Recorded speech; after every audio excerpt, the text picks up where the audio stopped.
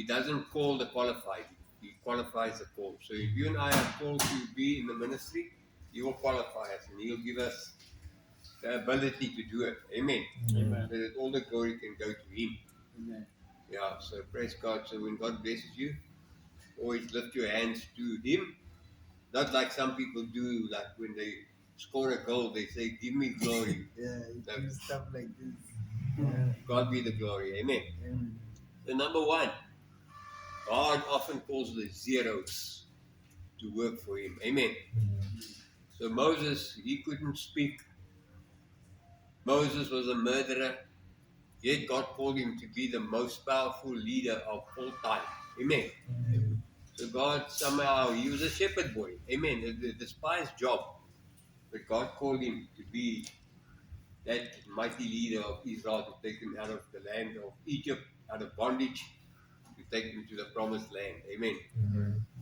So the Bible says in Corinthians, not many mighty, not many wise have been called, but God has chosen the foolish things and the things that are nothing, so that no flesh will boast in front of Him, as we heard this morning. Amen. Amen. So when God uses us, we can just say, without Him, I can do nothing. He's the one that empowers me to bless, to heal, to get people saved, whatever it may be. Amen. Amen. Hallelujah.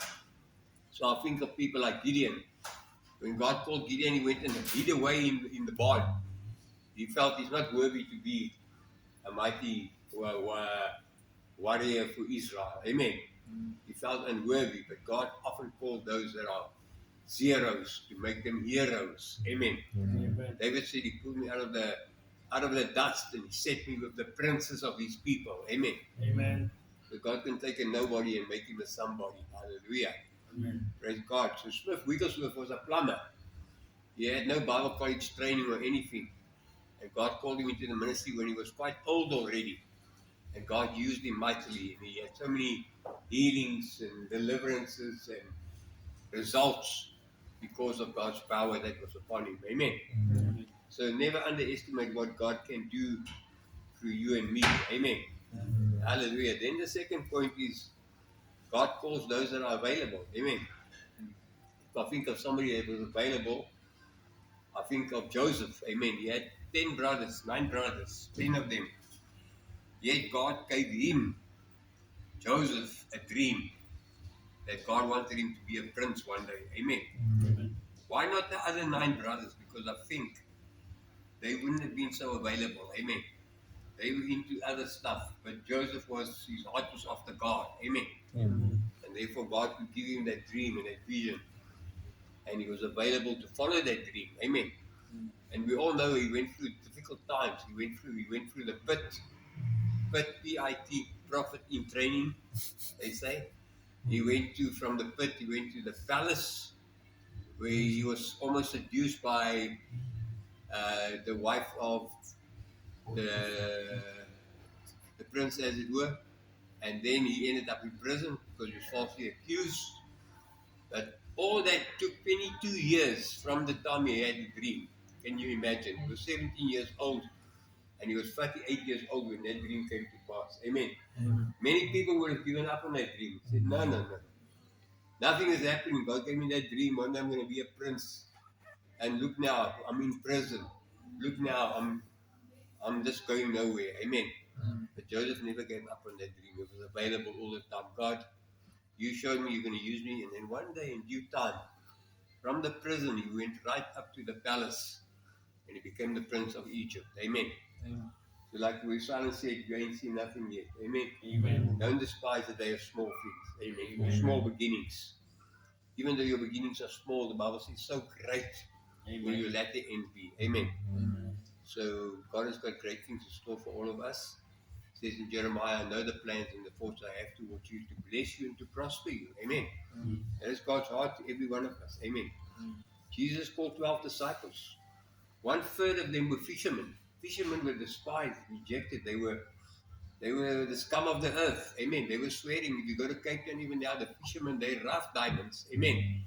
They swear, they curse. They are not pleasant people to be with. They want to fight. But these fishermen, 1/3 of them were called.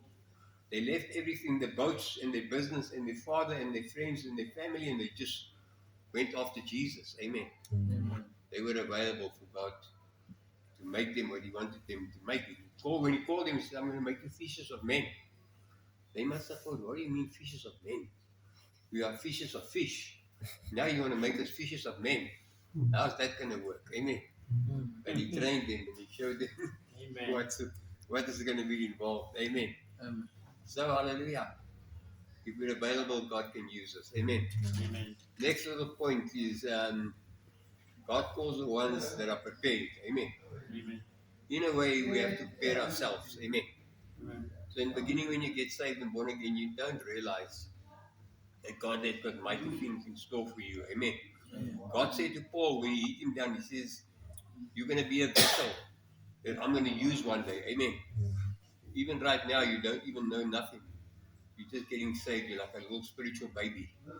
But if you will allow yourself to be prepared by studying the Word and by being disciplined and being a disciple, in due time, I will exalt you. Amen. Amen. And if you humble yourself under the mighty hand of God, in due time, you will see great things happening. Amen. Amen. So I was thinking of David. You know, long before David came on the scene to kill Goliath, David was already looking after the sheep of his father, which was once again, a despised job. Somebody said David's mother was not the mother of his other brothers. She was a bit of like a loose woman, maybe. And that's why they didn't even call David to come when they wanted to anoint the brothers to become the king. They didn't see David worthy because of their mother. But God sees differently. Amen. Maybe she was a Moabite woman. It was like a Gentile woman in those days. Amen. But God saw, this man is the one I want. Amen. And also David, he was practicing that sling. When nobody was seeing him, every day he was practicing that sling. He could put that stone far away, 100 meters, right on in that, like that dartboard, in that middle little Bullseye. round block, what do they call it? Bullseye. Bullseye. Amen. So David was, he killed a lion, he killed a bear before anybody knew about David. He was already getting himself ready. So when Goliath came on the scene, he said, who's this guy? Saul is shaking in his boots. The rest of the army, hundreds of thousands of them, they're all shaking in their boots. David says, no, God, this guy, he's defying the armies of Israel. I'm going to take him out. Amen. And then David went, and we know the story. He said, you defied the God of the armies of Israel. I'm going to take you out today. And it says David ran up to him. Amen. He was fearless. He was bold. And Goliath laughed at him and he scorned him. But David took that sling and he took 5 stones, but he only needed one. The first one went right into the armor, right there, but it was a small gap. And that was the end of Goliath. Amen. And when he hit the dust, when he went down, I think he was unconscious. He was like in a coma. But David didn't leave him there so that he could get back up. David took his sword and he cut his head off so that he could make sure that this guy is never going to rise again. Amen. And even us with the flesh, we must eat the flesh so hard in our lives that the flesh can never resurrect itself again. Amen. So one time I was working there in, I can't remember where was it. It was somewhere there in Namibia, in Southwest Africa, that time. And the first night when we had the meeting, we had rented a hall. When we got there was a snake lying at the door. Can you believe it? And it's like the devil was saying, I'm in charge here in this place. And he was the mining town. Then we killed the snake. And the next morning, the owner where we were staying, he didn't come to the meetings, but his wife came to the meeting. She was a Christian, he wasn't. So he wanted to come and see the snake.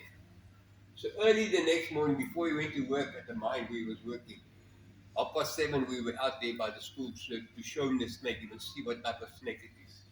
The snake was gone. He asked us, did you bruise the head of the snake? We said, no, we just killed the snake. He said, no. If you don't bruise the head of the snake is not dead. That snake is gone already. Amen.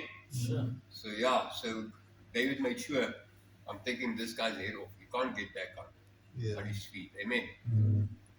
Right now, I've got a friend that had a stroke, and they tell me he's like in a coma or he's sleeping all the time. But I'm praying that God will restore him and resurrect him. Amen. Hallelujah. So, David was prepared. 2 Timothy 2 verse 15 says, study to show yourself approved as a worker that needeth not to be ashamed, but rightly dividing the word of truth. The word of truth. Amen. It's good to go to Bible college, but you don't have to go to Bible college. The School of Hard Knocks, that's a good Bible college to be in. It teaches you just normal life. When you go through life, things can happen to you. They call it the Desert Bible College. That's where John the Baptist came out of, the Desert Bible College. Amen. And many other mighty men of God, they never went to Bible college. Joyce Meyer, she never went to Bible college. Benny Hinn, I think, did he go to Bible college? Maybe he did. But a lot of these mighty men that God used never went to Bible college. But they knew the word, because in their private time at home, they were getting full of the word, full of the Spirit, so that they could be ready when God wanted to use them. Amen. Amen. So you and me, we should be ready anytime, because sometimes suddenly God can just call you. Now you're going full time into the ministry. Samuel was young. He was a young boy when he went into the ministry. Amen. Moses was only 80 years old when he went into the ministry. Can you believe it? What a big difference. Amen. From one young boy that was like 5, 6 years old when God called him, and the other one was like 80 years old. Amen. So we must be ready anytime. God can tell you, silence. Your job is now past tense. I've got a new job for you. Amen. I want to use you in my kingdom, whatever it may be. Amen. You know what I put on Facebook yesterday? I said, you're alive. Maybe, because God still want to use you. If God didn't want to use you, maybe you could have been dead already, especially these older talkies with the grey beards and the grey hair. Amen. They're only alive because God still wants to use them. Otherwise, he could have taken him out long ago or let him go. Final point. God calls anybody that will hear his voice. Amen. The Bible says in Isaiah chapter 6, whom shall I send and who will go for us? And then it says Isaiah heard the voice of the Lord after he was cleansed by that cold that came onto his tongue. And he heard the voice that said, who will go for us? And he said, here I am, Lord, send me. Amen. And when I was at Bible college, I had many people coming here challenging us to go into full-time ministry. And I always thought, I don't want to go because I had a trade. I just wanted to get to know the Bible. Then go back into my old job because I was making lots of money in my old job. I was all right. And I enjoyed the job. I didn't want to go full-time ministry. But then one time there were missionaries from, I think from Japan, that came in and said, the fields are white unto harvest.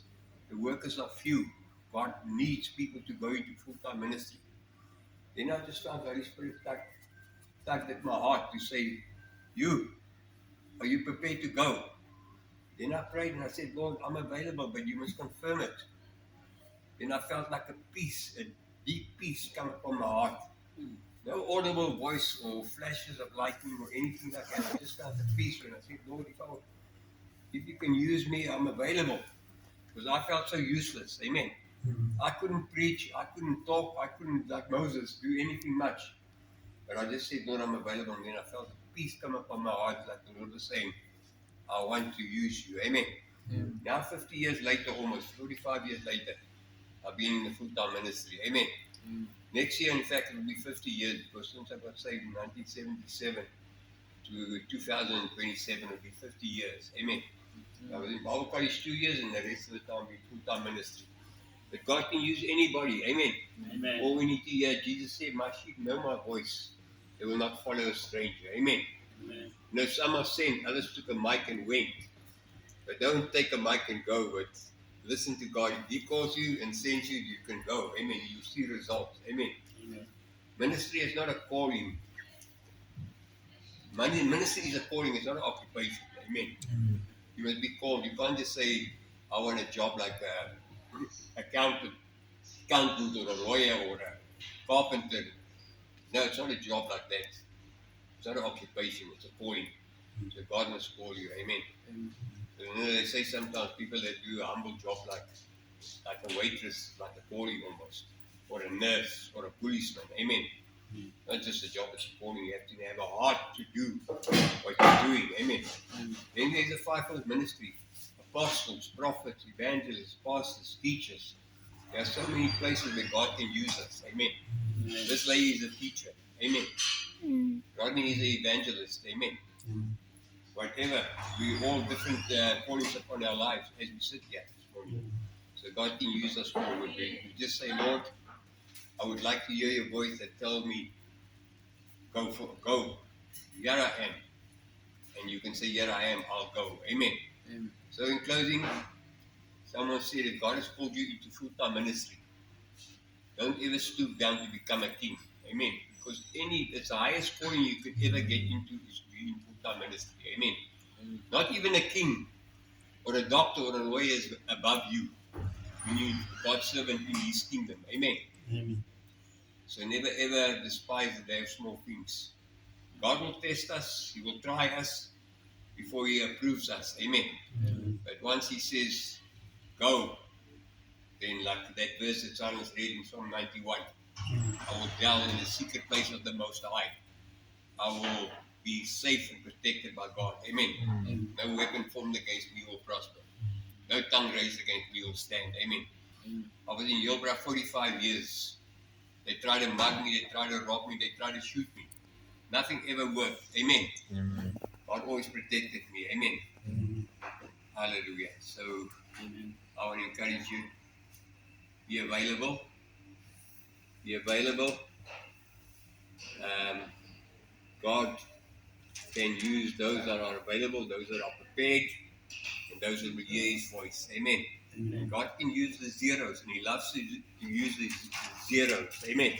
Amen. Those that everybody overlooked, they overlooked David. David is a shepherd boy. His mother is not from royal blood, but God said, this is the man I want to use. Amen. The greatest king of Israel that ever lived in the history of Israel was King David. Amen. Amen. And he was a shepherd boy, a simple young little boy that God said, come, I want to use you. Amen. Amen. He became the greatest king ever. Hallelujah. Amen. So in closing, let's just say a prayer. Father, we just thank you that we can say this morning that we appreciate your wisdom and your way of doing things. So like we heard this morning, said, when you bless us, we won't take any glory for ourselves, but give all the glory back to you, Lord. And we pray this morning for anybody that has never opened their hearts for Jesus, that they will repent this morning and ask you to come into their lives. If you've never done that, just say a simple prayer with me. Say, Lord Jesus, forgive my sin, wash my sin away in your precious blood, come into my heart, come into my life, make me your child. I believe you died for me and you rose again so that I can be forgiven and have everlasting life. Hallelujah. There's rejoicing in heaven for one sinner that will repent, truly repent. Amen. If you're sick in your body, we will pray this morning. We rebuke that sickness, whatever it may be, cancer, whatever it may be, diabetes. In Jesus' name, be healed. In Jesus' name, by his stripes, you have been healed. Believe it and receive it in Jesus' name. From the top of your head to the bottom of your feet, be healed. In Jesus' name, amen. Amen. And amen. God is good all the time. All the time. God is good. Amen. Hallelujah. Thank you, Jesus.